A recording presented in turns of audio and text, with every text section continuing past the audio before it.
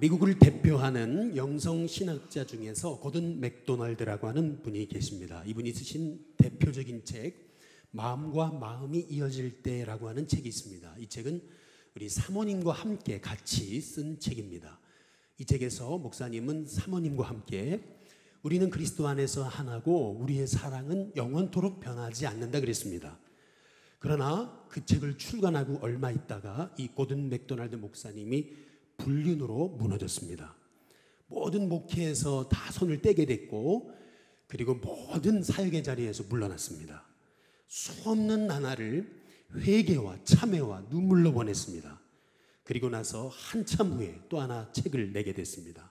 무너진 세계를 재건하라라고 하는 책입니다. 이 책에서 이 고든 맥도날드 목사님은 인간이 얼마나 믿을 수 없는 존재이며 자기가 얼마나 깨어지기 쉬운 존재인지를 깨달았다고 그렇게 고백하고 있습니다. 인간은 이와 같이 죄인입니다. 어느 정도 죄인이냐면은 뼛속까지 죄인입니다. 내가 죄인임을 아는 것, 여러분, 그것이 은혜입니다. 내가 죄인임을 알 때 비로소 믿음의 눈이 떠집니다. 나에 대해서 100% 절망해 본 사람만이 100% 십자가가 은혜라는 것을 깨닫게 되는 것입니다. 우리가 성경을 읽는 이유는 세 가지입니다. 먼저 첫 번째는 하나님을 알기 위해서입니다. 하나님을 알게 되면은 그 하나님이 나를 얼마나 사랑하시는가라고 하는 것을 알게 됩니다. 두 번째로 성경을 읽는 이유는 성경을 읽게 되면 세상을 분별합니다. 성경을 읽으면은 사람을 분별하게 됩니다. 그리고 세 번째, 성경을 읽게 되면은 내가 어떤 존재인지를 알게 됩니다. 성경은 나를 보는 거울과도 같습니다. 우리가 거울을 봄을 통해서 내 머리가 떴는지 아니면은 거울을 봄을 통해서 내 얼굴에 뭐가 묻었는지를 알 수 있습니다. 마찬가지로 성경을 보는 목적은 바로 성경을 통해서 내 죄를 보기 위함입니다. 존 칼빈은 나를 알게 되면 나를 의지하지 않는다 그랬습니다. 그래서 존 칼빈은 얘기하기를 인간은 전적으로 타락한 존재라 그랬습니다. 98%도 아니고 99%도 아니고 100% 죄인이라는 겁니다. 적당히 죄 짓고 사는 게 아닙니다. 나는 그래봐도 착한 죄인이라고 그런 것도 없습니다. 우리는 100% 죄인이에요. 100%. 죄인임을 깨달아 아는 것이 중요한 것은 그 이유가 뭐냐 하면 내가 죄인임을 깨달아 알게 될 때 구원이 얼마나 큰 은혜인가를 알 수 있습니다. 구원의 은혜를 알게 되면은 나 같은 죄인도 용서해 주시고 살려 주셨는데 구원의 은혜를 알게 되면은 영혼을 불쌍히 여기는 마음이 생깁니다. 내가 뼛속까지 죄인인데 나 같은 죄인을 살려주신 하나님의 은혜를 알게 되면은 남을 비판할 수 없습니다. 다른 영혼이 이해가 돼요. 용납됩니다. 그러면서 나도 모르게 용서가 되어지게 되는 것입니다. 그래서 나는 죄인이다 라고 하는 것을 깨닫는 것이 이게 복음 중에 복음입니다. 어떤 분은 인간이 죄인이다, 당신이 죄인이다 라는 말을 들으면 그래서 교회 안 나오는 거라고 이제 그렇게 얘기합니다. 교회에 오면 생사람 잡는다는 거예요. 내가 얼마나 양심적으로 거룩하게 살았는데 이래봬도 내가 가정을 지키기 위해서 내가 얼마나 몸부림치며 살았는데 내가 하늘을 우러러 한 점도 부끄러움 없이 살았는데 나보러 죄인이라니. 그래서 교회가 싫은 거라고 이제 그렇게 얘기합니다. 그러나 우리가 알아야 되는 것은 우리가 죄인이기 때문에 망하는 것이 아니에요. 죄인임을 몰라서 망하는 겁니다. 죄인임을 모르니까 회개가 안 되는 겁니다. 회개가 안 되니까 내가 다른 영혼을 받아들일 마음이 없는 겁니다. 용서가 안 됩니다. 회개가 안 되니까 하나님의 은혜가 내게 임하지 않는 겁니다. 그리스도인의 가치관은 성경을 기준으로 합니다. 성경이 인간의 죄에 대해서 인간이 죄인이다라고 말한다면 노맨이 아니고 100% 아멘이 돼야 되는 겁니다. 성경이 인간에 대해서 뭐라고 말씀하시느냐는 겁니다. 로마서 3장 9절 말씀 한번 같이 읽어보겠습니다. 함께 있습니다. 시작. 그러면 어떠하냐? 우리는 나으냐? 결코 아니라 유대인이나 헬라인이나 다 죄 아래에 있다고 우리가 이미 선언하였느니라. 여기 보면 우리는 그랬거든요. 따라해 보겠습니다. 우리는. 여기서 우리가 누구냐면 저와 여러분입니다. 저와 여러분을 총칭하는 것입니다. 우리는 나으냐? 아니라는 겁니다. 결코 아니라 유대인이나 헬라인이나 목회자나 성도나 다 죄 아래에 있다. 인간은 다 죄인이다 라고 우리가 이미 선언했다. 하나님 그렇게 말씀하신다는 겁니다. 그래서 10절에 보면은 기록된 바 그렇거든요. 바울이 자기 얘기하는 거 아닙니다. 바울이 자기 주장을 하고 있는 게 아니에요. 기록된 바. 구약 성경을 인용하면서 성경이 말하는 것, 그것은 인간은 죄인이다 라고 말씀하고 있는 겁니다. 10절에 보면은 기록된 바 의인은 없나니 하나도 없다 그랬습니다. 깨닫는 자도 뭐요? 없고 그랬습니다. 하나님을 찾는 자도 다 치우쳐 함께 무익하게 되고 선을 행하는 자는 뭐요? 없나니 하나도 없도다. 18절 그들의 눈앞에 하나님을 두려워함이 뭐죠? 잘 보세요. 의인은 없나니 하나도 없도다. 깨닫는 자도 없고 하나님을 찾는 자도 없고 선을 행하는 자도 없고 하나도 없도다. 하나님을 두려움이 없다. 7번입니다. 7번이나 의인은 없나니 하나도 없고 7번이나 얘기하고 있는 이유가 뭐예요? 7이라고 하는 수는 따라해 보겠습니다. 완전수. 성경이 7이라고 하는 것을 강조하는 것은 그건 완전수를 의미하는 겁니다. 다시 말해서 인간은 철저히 부패하고 타락하고 무너진 절망적인 존재라는 것입니다. 여러분이 이 사실이 정말 깨달아진다면 여러분은 사람에게 소망을 두지 않게 됩니다. 사람 의지하지 않아요. 사람이 하는 말에 넘어지지 않습니다. 누가 서운한 말을 해도 어떻게 그 사람이 그럴 수 있냐고 그러지 않습니다. 인간을 믿음의 대상으로 삼지 않습니다. 오히려 그래 나도 그랬는데 나도 그랬지 그러면서 사람의 말에 상처받거나 넘어지지 않습니다. 영적인 맷집이 생겨요. 인간이 죄인이라는 말은 먼저 첫 번째로 모든 인생은 한쪽으로 치우쳐 있다는 말입니다. 로마서 3장 10절에서 12절에 보면은 기록된 바 의인은 없나니 하나도 없으며 깨닫는 자도 없고 하나님을 찾는 자도 없고 그 다음에 12절 다 뭐죠? 다 치우쳤대요. 한쪽으로 치우쳤답니다. 죄라는 말, 하마르티아라는 말은 관역에서 벗어났다는 겁니다. 관역에서 벗어났다는 말의 의미는 한쪽으로 치우친 존재가 인간이라는 겁니다. 어떤 사람은 돈에 치우쳐요. 늘 돈이죠. 어떤 사람은 명예에 치우칩니다. 늘 명예에 따라 삽니다. 어떤 사람은 늘 노는 게 우상이에요. 어떤 사람은 사람이 우상입니다. 인정받는 게 우상이에요. 어떤 사람은 자녀가 우상입니다.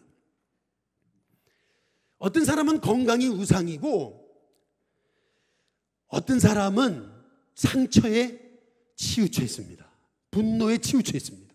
죄에 치우쳐 있어요. 그것이 인간이라는 겁니다. 치우치니까 치우쳐 있다 보니까 봐야 될 것을 못 보는 겁니다. 잘못 보는 거예요. 자기는 옳은 줄 알고 나는 옳다라고 얘기하고 있지만 그것이 상대방에게는 얼마나 상처가 되는지를 모르는 거예요. 나는 옳다고 여기고 그 일을 하고 있지만 그 일이 얼마나 많은 사람을 상처 주고 죽이는지 모르는 겁니다. 그게 인간이라는 거예요. 대표적인 예가 사도 바울이잖아요. 사도 바울은 자기가 죄인인지 몰랐어요. 나는 의인이다 생각한 거예요. 의인이다 하면서 그리스도인 죽이고 스데반 죽이고 그러면서도 눈 하나 깜짝하지 않았습니다. 전혀 죄책감 하나 느끼지 않았습니다. 그 이유가 있습니다. 치우쳤기 때문에 그렇습니다. 한쪽으로 치우치니까, 자기가 의로운 줄로 착각하니까, 스스로 옳은 일을 한다고 생각하면서 수많은 사람을 죽인 겁니다. 그것이 하나님을 거역하고 그것이 영혼을 죽이는 일인지를 몰랐던 겁니다. 이처럼 자기가 의롭다는 생각이 이게 얼마나 무서운 생각인지 모르는 겁니다. 내가 의로우니까 내 죄가 보이지 않습니다. 내 죄가 보이지 않으니까 하나님의 은혜가 임할 자리가 없는 것입니다. 나만 있습니다. 하나님의 은혜가 임하지 않으니까 하나님의 계획이 보이지 않습니다. 복의 통로가 되지 못하는 겁니다. 여러분 지존파 잘 아시죠? 인육을 먹었다 그러잖아요. 엄마를 못 죽여서 한이었다 그러잖아요. 감옥에 들어가서도 더 사람을 못 죽여서 분하다 그랬잖아요. 세상을 원망했잖아요. 근데 그들이 회개했잖아요. 그 이유가 뭐죠? 이재명이라고 하는 사랑의 교회 집사님 한 분이 정말 눈물로 가서 그들에게 생명 걸고 복음 전했잖아요. 복음 전하니까 그제서야 내가 죄인이다라는 것이 깨달아진 겁니다. 내가 죄인이다라는 것이 깨달아지니까 내가 상처에 치우치고 분노에 치우치고 내가 세상 원망에 치우쳤다는 것을 알게 된 거예요. 그러고 나니까 내 죄가 보이니까요, 그때야 비로소 회개가 터진 겁니다. 극악무도한 죄인이 천사 같은 사람으로 바뀐 거예요. 돈밖에 모르던 사람이 자기 돈 이거 가지고, 남은 돈 가지고 나같이 복음 몰라 죽어가는 영혼 위해서 써달라고 다 기증하고 죽는 겁니다. 그래서 여러분 복음 전하는 게 중요한 겁니다. 복음을 전할 때 복음의 핵심이 뭐예요? 복음의 핵심 바로 나는 죄인이라는 겁니다. 내가 죄인이다. 나는 뼛속까지 죄인이다. 여러분 그게 깨달아지는 은혜가 있기를 주님의 이름으로 축복합니다. 두 번째로 인간이 죄인이다라고 하는 말의 의미는 인간의 입술은 지옥의 구렁텅이와 같다라는 것입니다. 혹시 지옥에 뚜껑이 있다면 여러분 그 뚜껑을 한번 열었다고 생각해 보세요. 그러면 그 지옥의 뚜껑을 열었을 때 거기에서 얼마나 많은 죄악들이 튀어나오겠습니까? 마찬가지로 오늘 로마서 우리 3장 13절에 보면은 그들의 목구멍이 뭐라고요? 열린 무덤이라 그럽니다. 그냥 목도 아니고 뭐예요? 목구멍입니다. 입도 아니고 주둥이고요. 배도 아니고 배때기고요. 목도 아니고 목구멍이래요. 근데 그 목구멍은 뭐라고요? 열린 무덤이라는 거예요. 무덤이 열렸다고 생각해 보세요. 여러분 이 목회하면서 이렇게 이장하는 거 참 많이 봤거든요. 뿌리가 그 시체까지 들어와가지고 막 그 엉켜가지고 감고 있고 막 벌레가 가득하고, 여러분 그런 광경을 한번 보면은 다시 한번 더 그렇게 여러분 열린 무덤 보고 싶지 않죠. 아니 그냥 진력이 나는 겁니다. 다시는 보고 싶지 않아요. 여러분 마찬가지로 인간이 입술을 열면 그 열린 무덤과 같아요. 그 혀로는요 속임을 일삼는데요. 날 붙은 게 거짓말이라는 거예요. 캘리포니아 대학에서 사람이 하루 동안 몇 번의 거짓말을 하는지 알아보니까요, 하루에 8분마다 거짓말한답니다.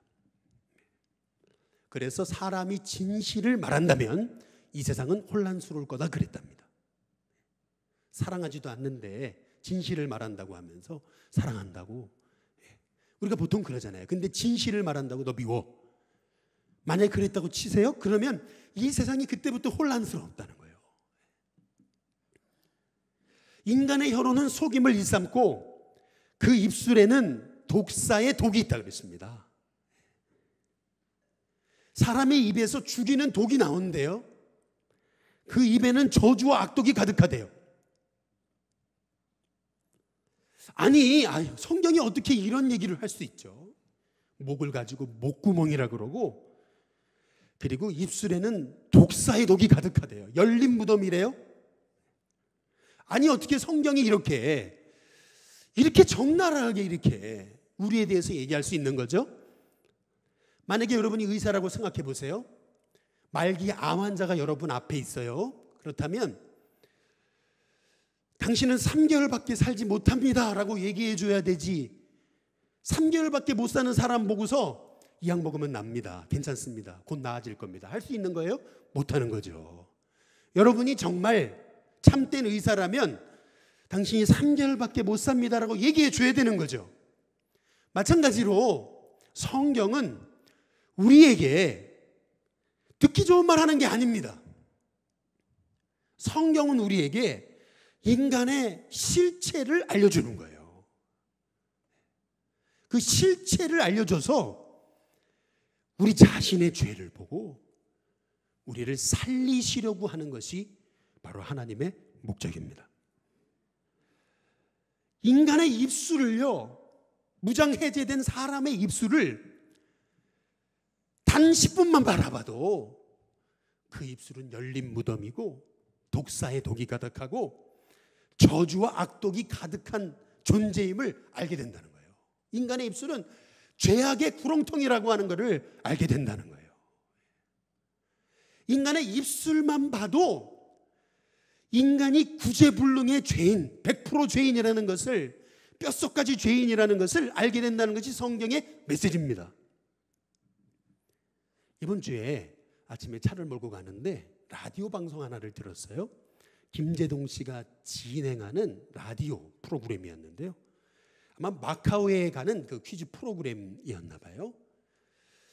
근데 그 출연했던 여자분이 나오는데 이름도 잊지 못해요. 이름이 한송입니다.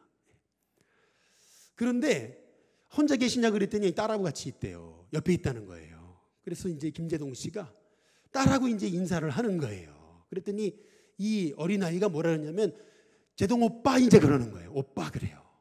그러면서 엄마가 우승했으면 좋겠죠? 예! 그러는 거예요. 이제 그러더니 엄마 뭐 마카오 가자 뭐 짜자잔 뭐 그러는데 뭐 기억도 안 나요.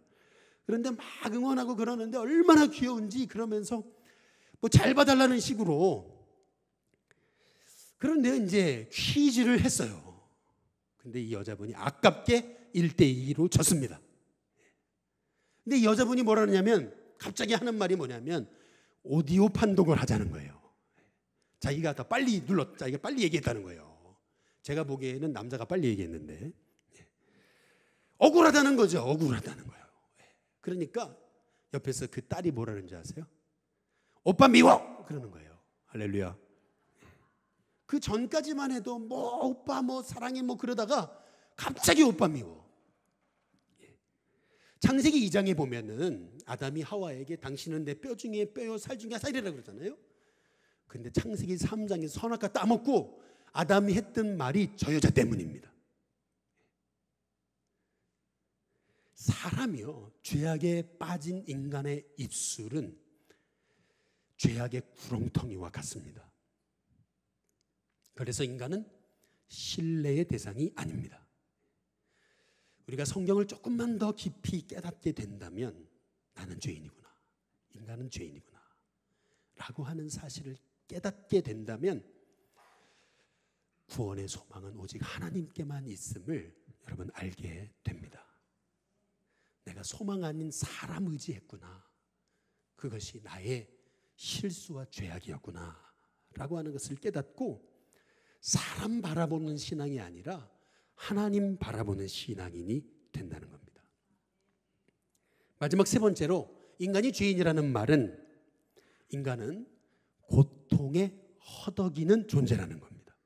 로마서 3장 9절에 보면은, 우리 한번 3장 9절 한번 같이 읽어보겠습니다. 함께 있습니다. 시작. 그러면 어떠하냐? 우리는 나으냐? 결코 아니라. 유대인이나 헬라인이나 다 뭐죠? 따라해 보겠습니다. 죄 아래. 인간은 다 죄 아래에 있다라는 거죠. 우리 친구가 일본에 선교사로 있는데 그 일본에 지금 뭐 장마 비 때문에 한순간에 비가 몰아쳤잖아요. 이제 그거를 이제 이렇게 찍어가지고 보여줬는데요. 야, 순식간에 차가 막 그냥 물로 뒤덮이는데요. 여러분 보세요. 아무리 막 비가 막 쏟아지는데 아무리 우산을 들어도 피할 수 있어요? 못 피하는 거예요. 마찬가지로 우리 인간은 다 죄 아래 있습니다. 성경에서 죄 아래라고 했을 때 죄라는 말은 단수입니다. 단수. 복수가 아니에요. 성경이 말하는 죄라는 말의 복수형은 내가 잘못한 것들, 악행들, 그걸 말합니다. 그러나 죄가 단수, 영어로 sin, 단어, 단수라고 한다면 그것은 따라해 보겠습니다. 세력. 죄가 세력이라는 거예요. 파워입니다. 나를 사망으로 무너뜨리는 세력이라는 거예요. 파워라는 거예요. 나를 붙잡고 꼭 블랙홀처럼 나를 그 블랙홀로 막 집어넣는 그런 세력과 같다는 거예요. 그래서 죄 아래에 있는 인간은 내 힘으로 그 죄에서 벗어날 수가 없다는 거예요. 조금 착한 일 하면 죄가 없어진다고요? 그렇지 않습니다. 나는요, 죄와 싸우면 백전백패입니다. 나는 의롭고 거룩하게 살고 싶지만은 죄가 나를 사로잡는 거예요. 로마서 7장 23절 한번 같이 읽어보시죠. 로마서 7장 23절입니다.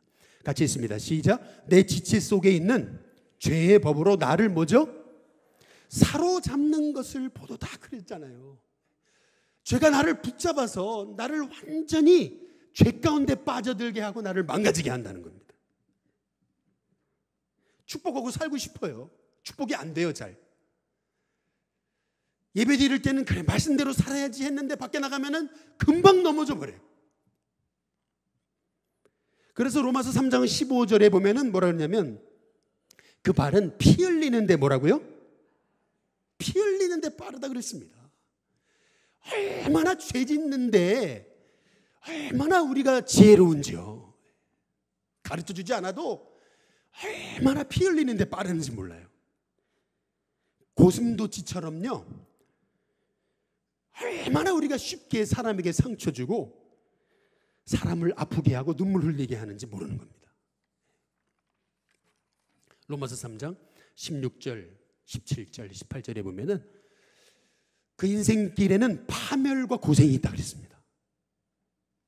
무슨 말이죠? 인간은 고통에 허덕이는 존재라는 겁니다. 그래서 평강의 길을 알지 못했다 그랬습니다. 평강을 모른대요. 평강이 없대요, 인간에게는. 제가요, 지난 그 금요일 날 금요 설교를 하기 위해서 낮에 말씀을 묵상하면서 제가 얼마나 은혜를 많이 받았는지 몰라요.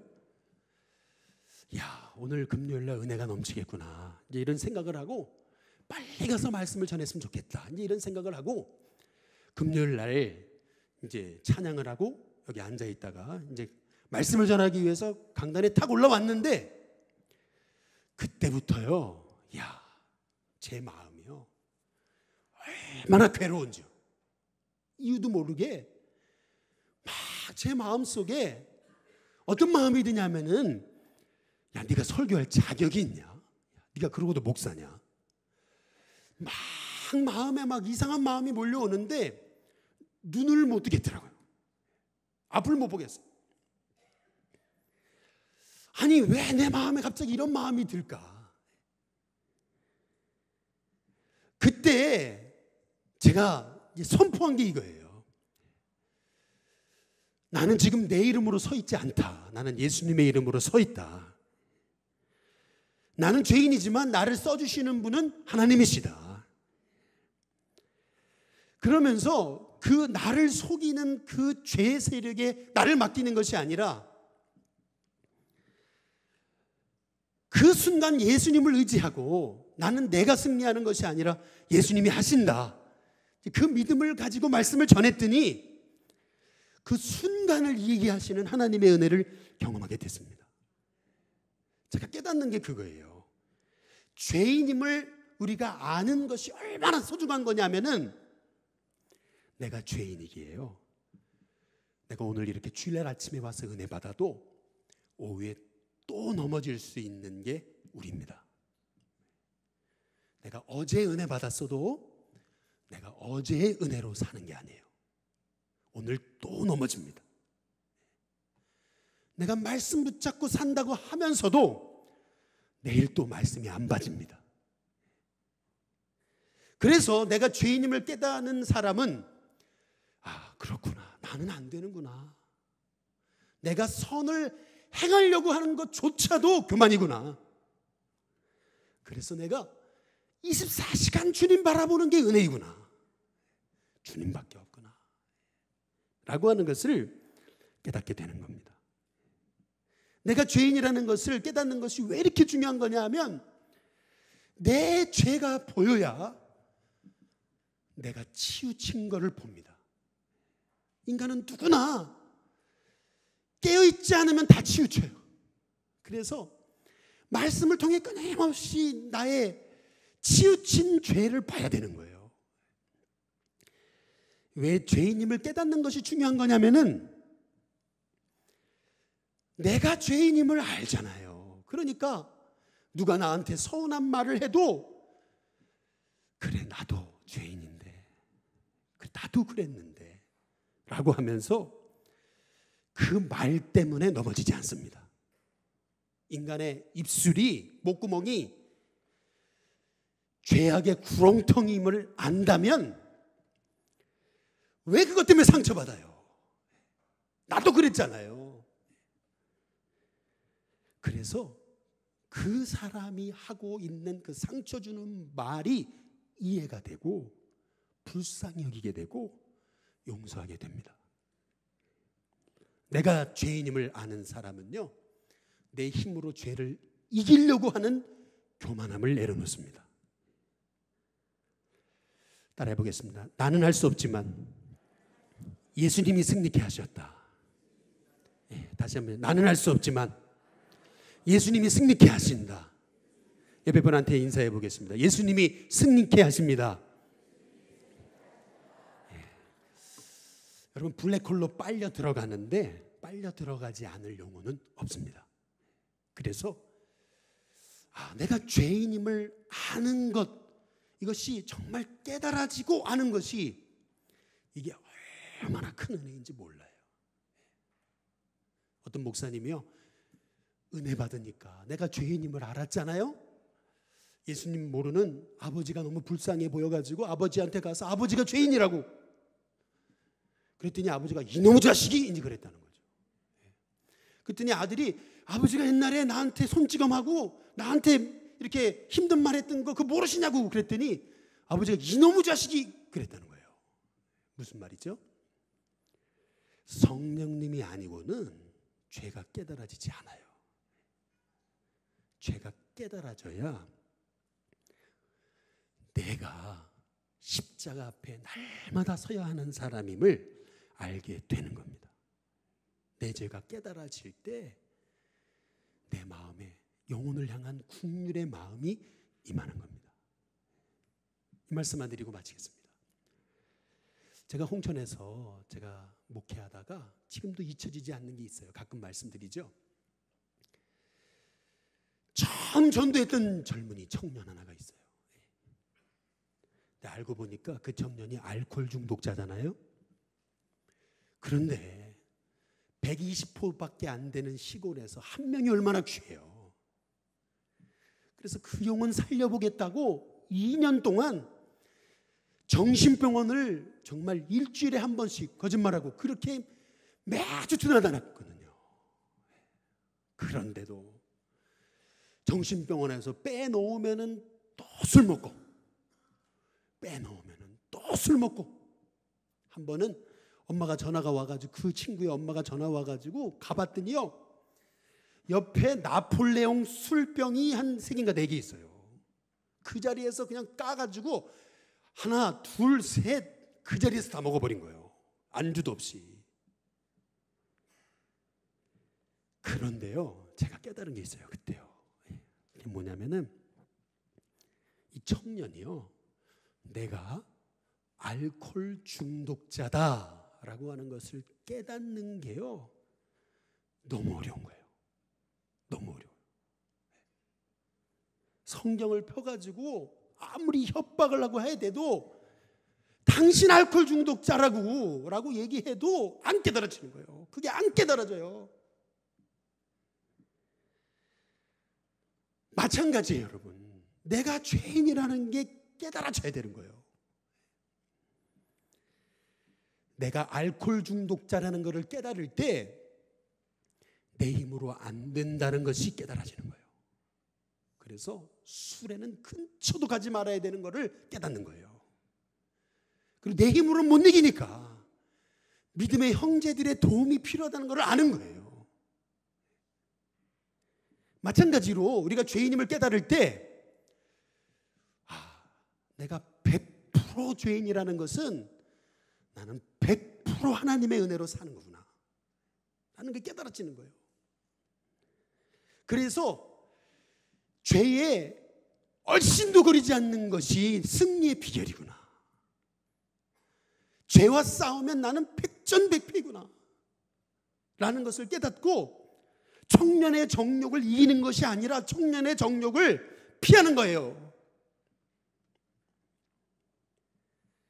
그러면서 내 힘으로는 이 죄를 못 이기는 걸 알기 때문에 공동체가 필요한 거예요. 혼자는 말씀이 안 읽어지는데 옆에 있는 사람들이 같이 말씀을 읽도록 격려하니까 말씀이 읽어지는 거예요. 놀라운 것은 말씀이 읽어지니까 내 영이 살잖아요. 말씀이 읽어지니까 그렇게 행복할 수밖에 없잖아요. 일부 예배 때는 성경 통독을 하는데 이렇게 목도 아프고 팔도 아프고 다 아파가지고 병원에 수차례 데려다녔는데도 이게 낫지 않고, 저도 신방을 가본 적이 있는데 낫지 않고 이유를 몰랐다는 거예요. 근데 성경을 읽는데 어느 순간 사라졌다는 거예요.